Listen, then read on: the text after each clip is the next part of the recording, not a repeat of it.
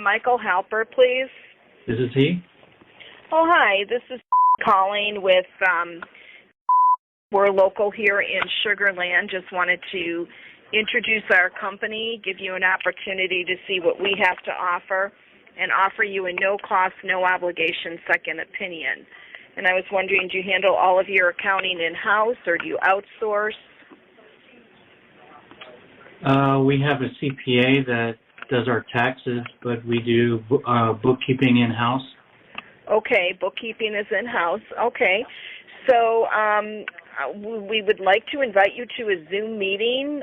We're running them in the next 2 weeks where you can learn a little bit more about our company, our services, and how we are helping companies like yours to save on taxes, be more successful. Would you have about 20 minutes for a Zoom meeting to do a comparison? Why don't you send me an email with your information? Okay, that's fine. And what email do you want me to send that to? It's at salescriptor.com. Okay, very good. I will send that to you. I'll have my name and my direct phone number on the first line of the email. So if you want to do a Zoom meeting, you can just give me a call. Thank you so much. Bye-bye. Bye. All right, so a really good cold call there to reflect back on. Let's talk about what went well, what could have gone better, and then we'll finish up with a recommended cold call script that she could have used. The purpose for her call was, she said she just wanted to introduce our company and give you an opportunity to see what we have to offer. The real problem with this is that that's a very all about me approach, meaning all about the salesperson. I recommend you make the cold call more about the other person, more about the prospect. I'll show you how to do that. Then she moves on to her value prop, which was she wanted to offer me a no cost, no obligation second opinion. That sounds kind of interesting if you are in buying mode. Most likely when you cold call prospects, they are not in buying mode for what you sell. I'll share with you a better value prop that she could have used. The real thing about this call is it's a great example of product selling. If you've watched any of our other training videos, we break down product selling compared to consultative selling. And this is the perfect example of product selling, because product selling is a salesperson that goes out and primarily talks about, this is the company I work for, this is what we sell, this is what it does, do you need what I sell? And every conversation and their sales message is focused on getting you to be a customer today or moving you forward to becoming a customer, which actually sounds logical. If you're a salesperson, you have a quota, you have a territory,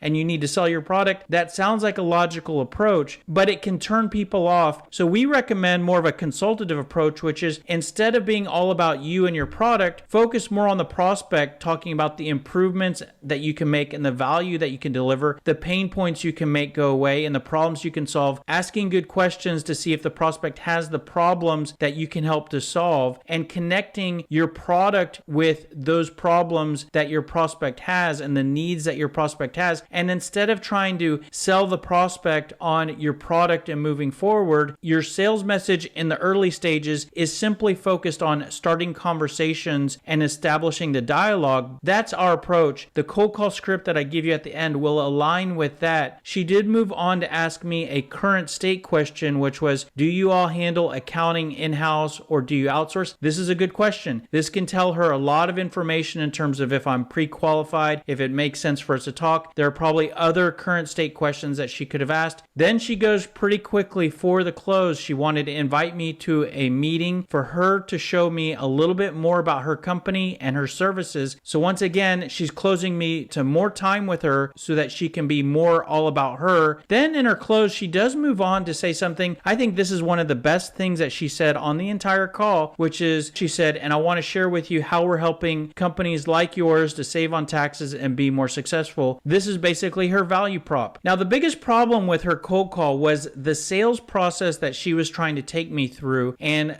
to explain that, I want to actually explain the steps that I recommend you go through. And so it starts with the interaction. This is the first step of the sales process. This is the first time you're speaking with a prospect. It could be on a cold call, could be a cold email, could be talking to someone at a networking event, and that's the interaction step. And that then progresses to some sort of deeper conversation between you and the prospect. And then based on how that conversation goes, then there might be an explanation of how you can help that prospect, how your product could possibly solve their problems and help them to improve what they're currently doing. This is what we call the ICE sales process, ICE, interaction, conversation, explanation. Now, when we look at this, it's very clear that we were in the interaction on this cold call, and her close was for the explanation. She wanted to close me for a Zoom meeting where she can talk more about her company and how her company can help me. So what she was skipping there was the conversation where she's learning more about me. And so I recommend in the ICE process is if you're in the interaction step, focus not on selling the product or selling the explanation, focus on selling the next step in the process, which is to simply have a conversation and talk more. That's not only an easier sell, it's a more logical next step to try to sell the prospect on and to move the prospect through. And it's in that conversation where you can determine if it even makes sense to have that explanation step. If I'm not qualified, it doesn't make sense for the salesperson to spend their valuable time on delivering their presentation or their demonstration. When you're reflecting back on these cold calls, I recommend you always think about what objections came up. The one objection that I gave her was just send me your information. And by the way, I just wanted to get off the phone call with her. I did not care for her information. And you'll notice how easy this objection was at ending the call. Because of that, this is one of the most popular objections for not only prospects, but also gatekeepers, because it's so effective